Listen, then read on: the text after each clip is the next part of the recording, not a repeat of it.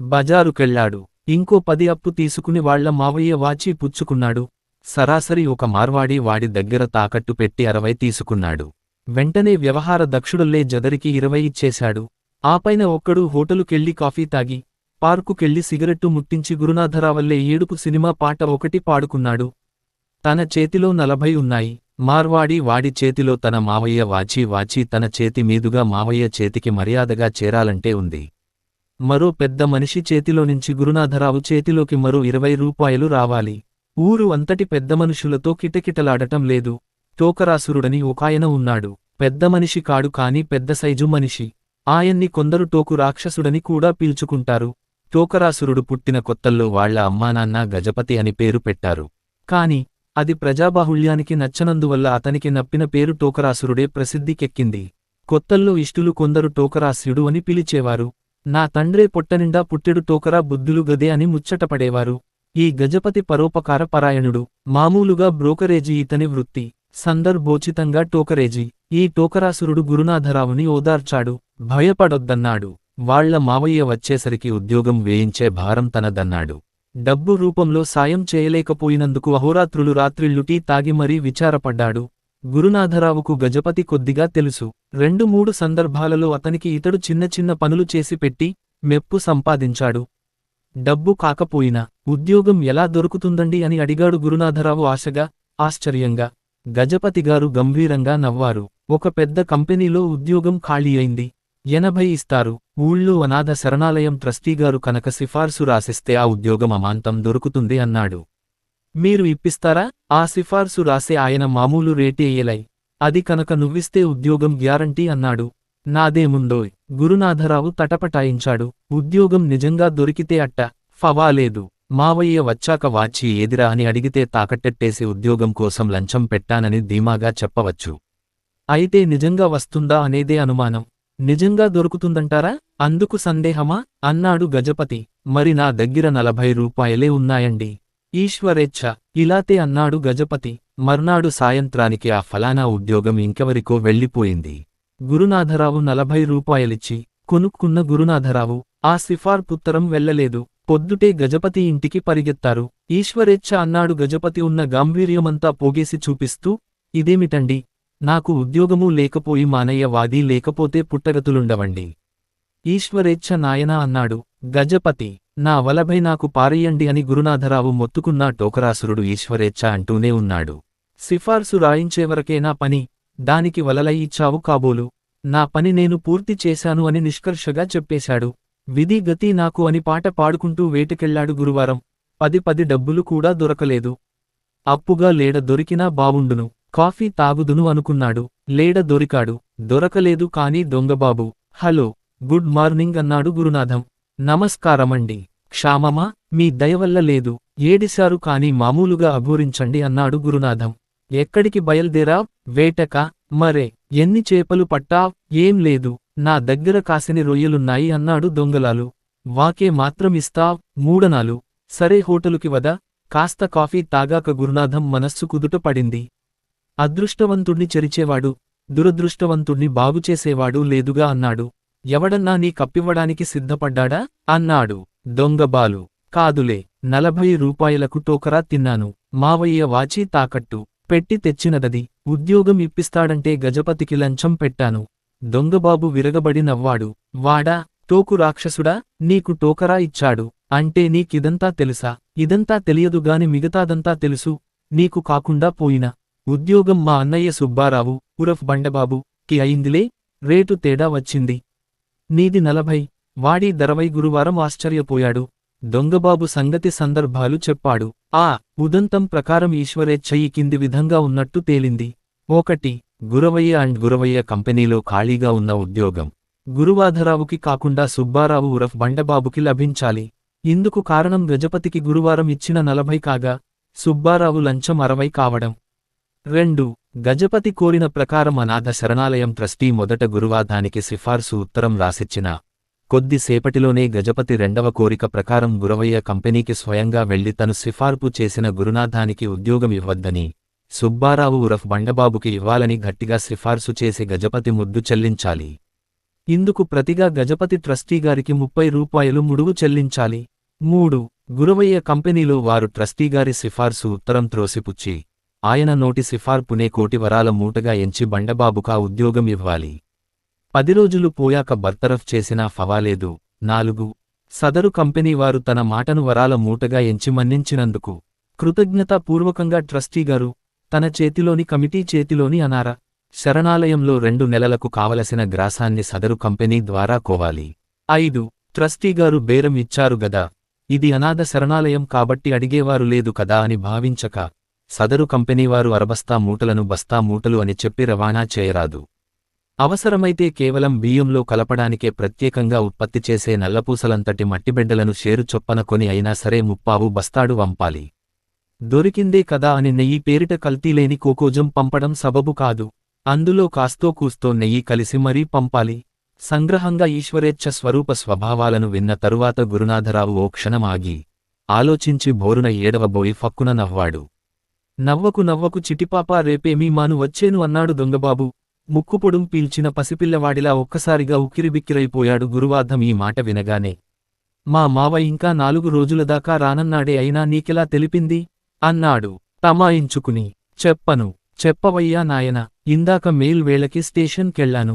ఎనళ్ళో ఇద్దరు మీ మావయ్య పేరు చెప్పకుని రేపు వస్తాడనుకుంటుంటే విన్నాను. ఇలాటి పీడ మాటలు విని మోసుకు రాకపోతే నా వంటివాడి మంచి మాటలు వివరాదు.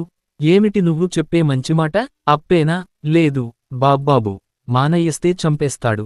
ముందు ఆయన వాచి ఆయనకి ఇచ్చేశాక నా తల తాకట్టు పెట్టి నీ అప్ప తీరుస్తా. నీ తల తాకట్టేసుకునే తెలమాసినవాడెవడులే. కాని చెప్పు ఎక్కడైనా ఇప్పించినా సరే వడ్డీ ఇస్తా. ఏడిశావు అస్లొకటి ఇస్తే. అలాగేలే చెప్పు. అయితే ఒక్క సందేహం, మరి నేను దొంగని కదా, నా వంటి వాడి దగ్గర మీ వంటివాడు అప్పు తీసుకోవచ్చు అన్నాడు దొంగబాబు. గురువారానికి జవాబు తోచలేదు. దొంగబాలు అతనికి బాల్య స్నేహితుడు. 4th ఫారంలో అతడు చదువు మానేసి దొంగతనం మొదలెట్టాడు. గురునాథం పేశాట నేర్చుకుంటూనే పిస్తు ఫారం పాసవగలిగాడు. దొంగబాబు దొంగ అని కాస్త వెలుగురికి తెలియడంతో అంత చనువుగా తిరగడం అడపాదడపా దొంగబాబు ఇతనిని ఆదుకునేవాడు. మానేశాడు. అయినా ఒక నిమిషం ఆలోచించి వసుదేవుడంతటివాడు అని సామెత చెప్పబోయారు గురువారం. సగంలో ఆగి నాలిక్కరుచుకుని సారీ, ఈ సామెత ఇక్కడ చెప్పరు కాబోలు అన్నాడు. దొంగబాబు మందహాసం చేశాడు. సరే, మా బాబాయి వాళ్ళున్న ఊరెళ్ళు. అక్కడ వీరన్న అని మా నేస్తం ఉన్నాడు. అతనికి ఉత్తరం రాసిస్తా, పోయి తెచ్చుకో అన్నాడు. ఉత్తరంతో పాటు ఆ ₹1 బస్సు డబ్బులు కూడా ఉచ్చుకుని గురునాథం వెంటనే అడంగికి బయలుదేరాడు. బస్సు దిగిన చోట నుండి మట్టిరోడ్డు మీద 4 మైళ్లు నడచి 12 గంటలకి వెళ్లాల్సిన పల్లెటూరు చేరుకున్నాడు. గురునాథరావు వాకబు చేసి వీరన్న ఇంటికి వెళ్లాడు. వీరన్న ఇంటో లేదు. తను ఎవరి దగ్గర్నించి వచ్చాడో చెప్పాడు. ఈరన్న కాంపెళ్లాడండి అంది భార్య. 18 ఈయాల కొత్త సినిమా విత్తారుగదండి బత్తివోళ్ళు. మీకు తెల్లేటి ఏయన్నా 4 డబ్బులు గిడతయ్యని ఎల్లినాడు అంది. గురునాథరావు ప్రాణం ఉసూరుమంది. ఇంత దూరం వచ్చి ఉత్త చేతులతో ఇసురోమని పోవాల్సి వస్తున్నందుకు చేతిలో బస్సు డబ్బులు కూడా లేవు. ఇక్కడెవరూ తెలీదు. అతనికేం పాలుపోలేదు. రచ్చబండ వైపుకి బయలుచేరాడు. చిర్రుబుర్రులాడుతూ చిందులు తొక్కుతున్న ఒక నల్లకోటు షార్తీ కనబడింది. కొంపతీసి గజపతి కాదు గదా అనుకున్నాడు. గురునాథం కొంపలు తీసే గలపతి కూడా గురువాధాన్ని చూశాడు దూరాన్నుంచి. కొంపదీసి వాడే కాదు గదా అనుకున్నాడు. గజపతికి చత్వారం సమృద్ధిగా ఉంది. ఆయన సోడాబుడ్డి అద్దాల కళ్లజోడు ఏమంత అట్టే సహాయం చేసింది కాదు. నువ్వెందుకొచ్చావ్? నేనసలు వచ్చినట్లు నీకెవరు చెప్పారు అని మండిపడ్డా రాయన గురునాథాన్ని ఖరారుగా గుర్తించగానే. గురునాథానికి కొత్త ఊవ పోయింది. వెంటనే ఎవరో చెప్పేదేమిటి, ఈశ్వరేచ్ఛ మా మావయ్యగారు వస్తున్నారు. మీరు 40 ఇవ్వండి, లేకపోతే 50 అప్పివ్వండి, లేకపోతే మావయ్యతో చెబుతా. ఆయన అసలే కోపిష్టి అన్నాడు గురువారం. ఈ వెధవ్వేషాలు పనికిరావు. నేను కాని ఇవ్వను. మీకోసం ఇంత దూరం వచ్చాక ఇప్పుడు ఇలా అంటే ఎలా? ఆఖరికి నా దగ్గర బండి డబ్బులు కూడా లేవు అన్నాడు గురునాథం. గణపతి దూరం ఆలోచించాడు. బస్తీ వెళ్లేదాకా వీడిని నుంచి చేసుకుని ఉండటం ఎటు నుంచి ఎటొచ్చినా అనుకున్నాడు. సరే, నేను అర్జెంటుగా వెళ్ళిపోవాలి. బండి కట్టించుకున్నాను, కావలిస్తే అందులో రా అన్నాడు. నుంచిది ఈశ్వరేచ్ఛ అన్యథా ఉంది. ఊళ్ళో బండి పట్నం వెళ్ళింది. ఇంకో బండి ఉంది కాని అది పాతది. బావేలేదు. బండి యజమానికి కడుపునొప్పి. ఈ కబురు చెప్పిన పొలేదు కుర్రాడిని గజపతిగాదు ప్రాధేయపడి ఆ టావులేని బండే తగలేయించమని కోరాడు. పొరుగురు బళ్లవాళ్లకి దీన్ని ఒప్పగించి అక్కడినుంచి ఇంకో బండి కట్టించుకు వెళ్లే విద్ధతి మీద బండివాడు వాళ్లకి బండి ఎరువిచ్చాడు. 3 రూపాయల అద్దెకి ఇంకో రూపాయి ఎక్కువిచ్చినా తను మటుకు రాలేనన్నాడు. గణపతిగారికి గుర్రబ్బండి తోలడం చేతకాదు. తన పని చూస్తే అర్జంటు. రోజం జతపరచుకోవడానికి వచ్చి ఇక్కడ చిక్కడిపోతే ఇదంతా దండగే. నీకు బండి తోలడం వచ్చా? అన్నాడు గురునాథరావుని చూసి. అయితే 10, కిరాయి 50 రూపాయలు అన్నాడు గురువాధం. ఈ బెదిరింపులకి నేను ఖాతరు చెయ్యను. నువ్వు బండి తోలకపోతే నేను తోలుకుంటా, లేపోతే నడిచిపోతాను, అంతేగాని నీకు 50 డోలీలు కూడా ఇవ్వను అన్నాడు గజపతిగారు తలపాగా సర్దుకుంటూ. మరి బెట్టు చేస్తే బండెక్కే ఛాన్సు కొండెక్కిపోతుందని భయపడ్డాడు గురువారం. సరే అన్నాడు. తావులేని గుర్రబ్బండి తయారై వచ్చింది. బండి జాగ్రత్తి బాబూ, అక్కడోళ్లకి నా పేరు చెప్పి ఒప్పగించండి అన్నాడు బండి యజమాని వీడ్కోలు చెబుతూ. ఎండ నిప్పులు చెరుగుతోంది. మంచి నీళ్లు తాగి బయల్దేరవలసిందిస్మి అనిపించింది బండి గుర్రానికి కొంత దూరం వెళ్ళాక. కాస్త తటపటాయించి ఆగి వెనక్కెళ్లపోయింది. కూచున్న గజపతి, సాగరుమోతు గుర్రం కాబోలు ఖర్మం అన్నాడు బండిలో. వెధవ గుక్కెడు ప్రాణం ఉంటేనేం, ఊడితేనేం అంత భయమెందుకండి అన్నాడు శకట సారథి గురునాథం. బండి ఇంకొంత దూరం వెళ్ళాక గుర్రానికి బాగా దాహం వేస్తున్నట్లనిపించింది. ఇంటికెళ్ళిపోదామని మళ్ళా అనుకుంది. ఇలా అయితే అడగు చేరినట్టే అన్నాడు గజపతి. బండి 1/2 మైలు దూరం వెళ్లేసరికి గణపతికి దాహం వేసింది. ఇంకో ఫర్లాంగు వెళ్లేసరికి పేట్రేగిపోయింది. గుర్రానికి కూడా నోరండిపోయింది. నడవడమా మానడమా అని ఆలోచనలో పడి ఆగిపోయింది. చెరువులేం లేవోయ్ దగ్గరలో అన్నాడు గజపతి. చెరువులేం ఖర్మం, సెలయేళ్ళు, పోడా కొట్టులు కూడా ఉన్నాయి. కనబడలే అన్నాడు గురునాథం విసుగ్గా. గజపతి టాపులేని బండి మీద లేచి నుంచున్నాడు. అదిగో చెరువు అన్నాడు. అది ఎండమావి. ఇంగ్లీషులో మైరేజ్ అంటారు గాని అసలు మిరాజ్ అనాలిటు. ఎవరన్నా వచ్చి మైరేజ్ అని గుట్టుగా చెప్పినా నమ్మకండి. ఏం అయితే ఎడారిలో వీళ్లైపోయినప్పుడు కనపడతాయి. అది కనబడితే కాసేపటిలో దినగంతులవుతారు అన్నాడు గురునాథం తొనక్కుండా. అంత బాధలోనూ గజపతిగారికి నవ్వొచ్చింది గురువారం అజ్ఞానానికి. దివగంతులు కాదు దివంగతులు అన్నాడు. కాదు గంతులే అన్నాడు గురునాథం. పోన్ గంతులే కాని కాసిని మంచినీళ్లు దొరికే దారి చూడు బాబూ, ప్రాణం పోతుంది. పోసిండి. పోతా పోతా అన్నవాళ్లని మనం ఆపలేం. అయివా నా ప్రాణం మా మావయ్య తీసేస్తానంటే మీరు కనికరించారా? 40 రూపాయలు కాజేసి టోకరా ఇచ్చారు అన్నాడు గురువారం నవ్వుతూ. ఒక్క క్షణం ఆగి పంట్లాం జేబులోంచి చిన్న పొట్లాం తీశాడు. గజపతిగారు నా దగ్గర స్ట్రాంగు పిప్పరమెంటు బిర్చలు ఉన్నాయి, కావాలా అన్నాడు. నీవి తేతే అన్నాడు గజపతి ఆశగా.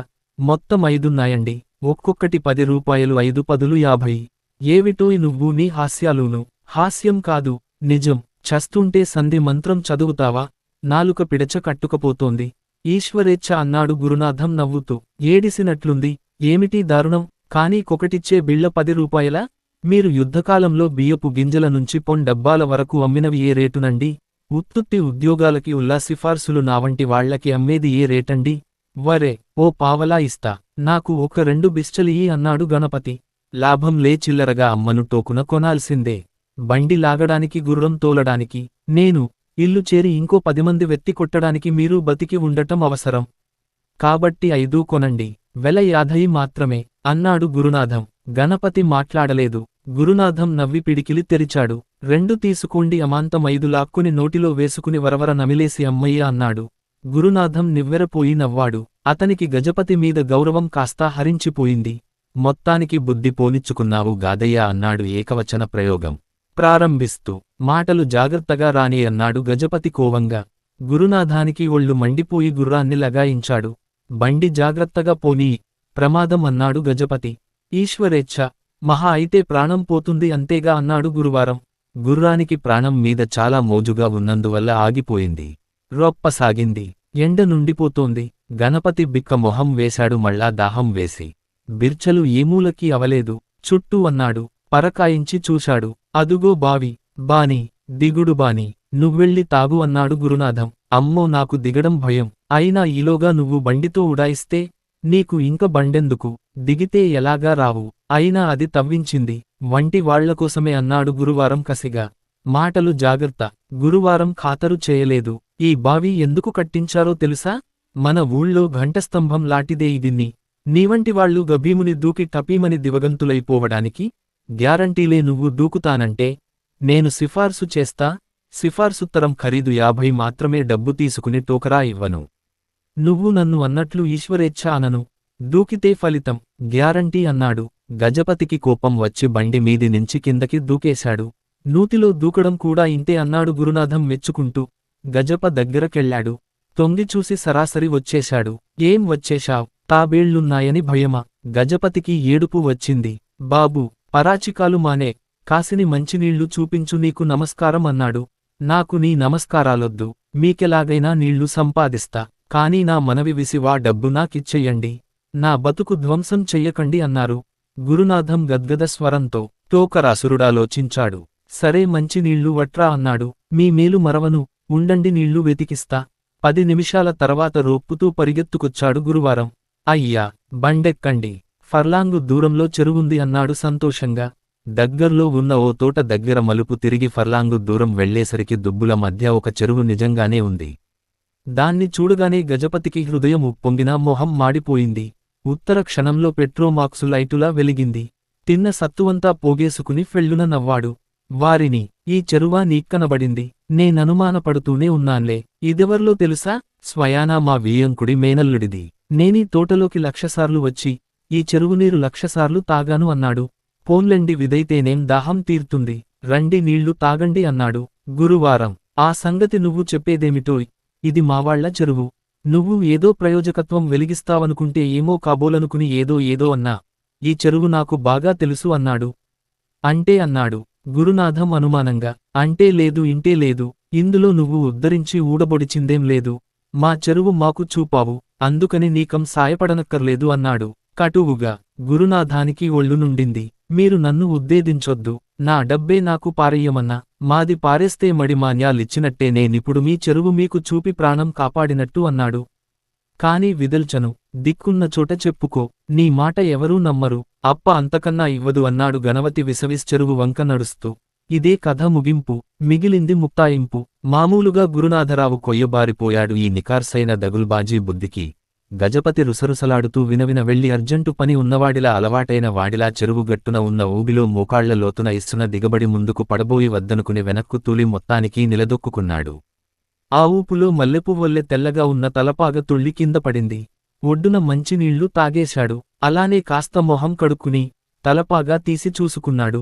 పైన ఆనా ఇడ్డనంత నల్లటి బురద డాగు ఉండడం గమనించి ఉసూరున వీడిచాడు. గట్టెక్కేసరికి చెట్టు కింద నించున్న గురువారం నవ్వుతున్నాడు.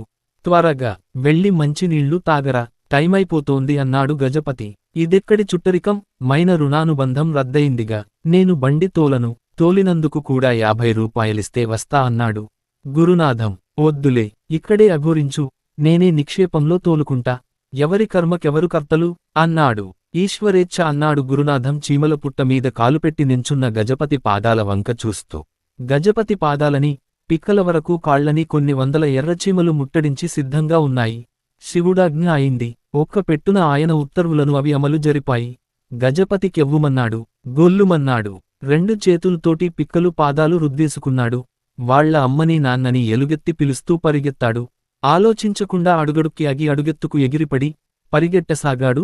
గురునాథరావు పగలబడి నవ్వసాగాడు కసితీరా. పొరుగురు సంతలో పకోడీ పొట్లాలు గట్రా ఆరగించి గగన వీధిలో హుషారుగా వెళ్తున్న ఖగపతి ఒకడు. నేలమీద మంబాసాంబా తరహాలలో నాట్యం ఆడిపోతున్న నల్లకోటు గజపతి నెత్తిమీద తెల్లటి పాగాను, దానిమీద నల్లటి బురద డాగునూ చూశాడు. అదేమిటో ఆ ముచ్చట అని విలాసంగా 2 చక్రాలు చుట్టి రివ్వున కిందవాలి గజపతి తలపాగాను ఒక్క తన్ను తన్ని పైకి వెళ్ళిపోయాడు. ఈ దెబ్బకి, ఖగపతి రెక్కల హడావుడికి గజపతి బెంబేలెక్కిపోయి బోరుమని గంభీరస్వరంతో ఏడ్చి తూలి 4 అడుగులు పరిగెట్టాడు. గడ్డి కొంత భోం చేశాం కాబట్టి మంచి నీళ్లు తాగి నీడన కూర్చోవడమా, ఇంకాస్త ఇప్పుడే తినేసి ఏకంగా నీళ్లు తాగేసి ఆ పైన బజ్జోడమా అన్న సంగతి గురించి అర్ధనిమీలిత నేత్రయై ఆలోచిస్తున్న ఖరసతి యొకరిత హడావుడిగా తనమీదికి వస్తున్న గజపతిని, నల్లకోటుని చూసి జడుసుకుంది. వెంటనే వాటం చూసుకుని నిలబడి వెనక్కి వస్తున్న గజపతిని 2 కాళ్లతోనూ శక్తికొద్దీ ఫెడేలున తన్నింది. ఈసారి దెబ్బకి గజపతి నోట మాట లేదు కాని చాలా అర్జంటు పనులున్నట్లు ముందరికి పరుగెత్తాడు. పడకుండా సరాసరి రోడ్డు పట్టినట్లయితే గజపతి బండి అవసరం లేకుండా 10 నిమిషాల్లో బస్తీ చేరిపోయేవాడు. ఈశ్వరేచ్ఛ అన్యథా ఉంది కనుకనే 10 అడుగులు వేసేసరికి కాలు మడతపడి బోర్లగిలా పడ్డాడు. అతని సోడాబుడ్డి అద్దాల కళ్లజోడు మరో 5 అడుగులు పురోగమించింది. చట్రం అక్కడ ఆగిపోయినా అందులోని అద్దాలు 2 ఇంకో 2 అడుగులు ముందుకు వెళ్ళి ఆగాయి. కసితీరా కంటనీరు తిరిగేదాకా నవ్వేసిన గురునాథరావుకు గుండె కరిగిపోయింది. గబాగబా వెళ్లి గజపతిని లేవదీసి కూర్చోపెట్టాడు. మొహం అదీ తుడిచాడు. ఓ పిప్పరమెంటు బిళ్లను నోట్లో వేశాడు. కాస్త కుదుటపడ్డాక గజపతిగారు జేబు గడియారం తీసి చూసుకున్నారు. టైము సరికదా? గడియారం చెయ్యి కూడా కనపడలేదు. కళ్ళజోడుతే కళ్ళజోడు పోయింది అన్నాడు. గురునాథం కదలలేదు. టైము చూసి ఎంతయిందో చెప్పాడు. హమ్మయ్యో కటాకటిగా 2 గంటల టైముంది టెండరు బయానా కట్టడానికి. లేటైతే కొంప మునిగేనే కళ్ళజోడు పట్రావయ్యా వెళ్ళాలి అన్నాడు గజపతి. నేను పట్రానండి, మీకు లేటైతే నా పుట్టేం మునిగింది? ఓ 5 రూపాయలిస్తా కళ్ళజోడుతే బాబు ఆలస్యమైతే 8,000 రూపాయల టెండరు పోతుంది. గురునాథం మాట్లాడలేదు. ఇవాళ బయానా చెల్లించాలయ్యా, నీక్కారు చెప్పేది అన్నాడు గజపతి. మళ్ళీ మావయ్య వస్తున్నాడయ్యా, వాచి విడిపించి ఇయ్యాలయ్యా, నా 40 నాకు పారయ్యవయ్యా, నీక్కాదు చెప్పేది అన్నాడు గురునాథం వెక్కిరిస్తూ. దమ్మిడి విదల్చను, నేనే వెతుక్కుంటా కళ్ళజోడు అన్నాడు గజపతి. అంగుళం కదలను, నువ్వే వెతుక్కో అన్నాడు గురునాథం. ఆయన కళ్ళజోడు పవర్ మైనస్ బోలెడు, అది లేకపోతే ఆయనకి ఏదీ అనదు. గురునాథరావు గుట్టుగా వెళ్లి కిందపడ్డ కళ్ళజోడు చట్రం, అద్దాలు తీసి జేబులో వేసుకున్నాడు. గజపతి అక్కడే వెతుక్కుంటూ ఉండగా గురునాథం ఆయన్ని హెచ్చరించాడు. అక్కడున్నది చీమల పుట్ట, ఇటు గాడిద ఉంది, ఆ పక్కన తేలు పిల్లలు ఆడుకుంటున్నాయి, ఇటువేపు ముళ్ల కంచె ఉంది ఆవటాని. 5 నిమిషాలు వెతికి కూలబడ్డాడు గజపతి. ఈశ్వర ఎంత ట్రబులిచ్చావయ్యా అంటూ. దానికేముంది, ఇవాళ పొద్దున్న మీరన్నట్లు ఈశ్వరేచ్ఛ అన్నాడు గురునాథం. టైము గడుస్తున్న కొద్దీ గజపతికి ఒళ్ళు కంపరమెక్కిపోతూంది. 8,000 టెండరు బేరం తగిలే ఛాన్సు ఉంది. వెంటనే వెళ్లి ఖజానాలో 2,000 బయానా కట్టాలి. సరే, నా కళ్ళజోడు ఇలా తగలెయ్యి, నీ 40ని ఎదాన కొడతా అన్నాడు చివరికి. దానికేముందిలెండి, మీ మొహాన కళ్ళజోడు తగిలిస్తే నా మొహాన 40 తగలేస్తారు. ఎటొచ్చి ఇప్పుడు రేటు కాస్త పెరిగింది, బేరం ఆడుతారా? ఇప్పుడు కళ్ళజోడు చట్రం తెచ్చివ్వడానికి 30 రూపాయలు అవుతుంది. అద్దాలు చచ్చు సంభావన చెరి 10 హేను చేస్తాయి అన్నాడు గురునాథం. విరగ్గొట్టావా ఏమిటి? మీకు తెలియందేముంది, ఇందాక ఖగపతి ఖరసతి అల్లరి చేసిన సందర్భంలో మీరు కింద పడ్డప్పుడు అద్దాలు వేరే వెళ్ళిపోయాయి. సరే, అన్నీ అతికి ఇలా ఇయ్యి. బంగారు తండ్రే, కళ్ళజోడు మీ చేతికిచ్చాక మీరు నాకు డబ్బిస్తారా టోకరాసురుడు గారు? డబ్బే ముందివ్వండి, నాకు కనబడి చావదు గదయ్యా, నా ప్రాణం తీస్తున్నావు. మరేం ఫవాలేదు, నేను తెగించి సాహసించి ముందర కుడికంటి అద్దమిస్తా. దాని సాయంతో నాకు ముందర ఓ 15, ఆ తర్వాత ఓ 15 ఇవ్వండి. మిగతాది తర్వాత మాట్లాడుకుందాం అన్నాడు గురునాథం. ఈ పథకం ప్రకారం గురునాథానికి 30 రూపాయలు, గజపతికి 2 కళ్ళద్దాలు అందినాయి. ఇప్పుడు 2 అద్దాలు పెట్టి చూసుకుని ఇంకో 30 ఇవ్వండి, చట్రం ఇస్తా అంటే గజపతి ఉసూరుమంటూ ఇచ్చాడు. గురునాథం చట్రం ఇచ్చాడు. నా 60 నాకు, కళ్ళజోడు భాగాలు మీకు దక్కాయి, వస్తానండి, పనుంది అని బయల్దేరాడు గురునాథం. సెలవు. గజపతి గోల పెట్టాడు. ఈ అద్దాలు నాకు బిగించడం రాదయ్యో, ఎమర్చి పెట్టాలి అన్నాడు.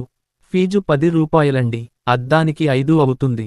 ఆ 10 కూడా ముందుగా చేతిలో వేయించుకుని అద్దాలు అమర్చి పెట్టాడు గురువాధం. మరి సెలవా? అదిగో మీ బండి అన్నాడు. గజపతి టైము చూసుకున్నాడు. బాబ్బాబు, గంటన్నర టైముంది.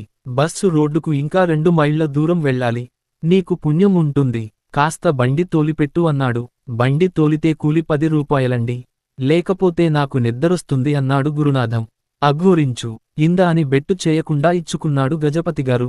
ఈశ్వరేచ్ఛ అన్నాడు గురునాథం బండిని హుషారుగా పోనిస్తూ.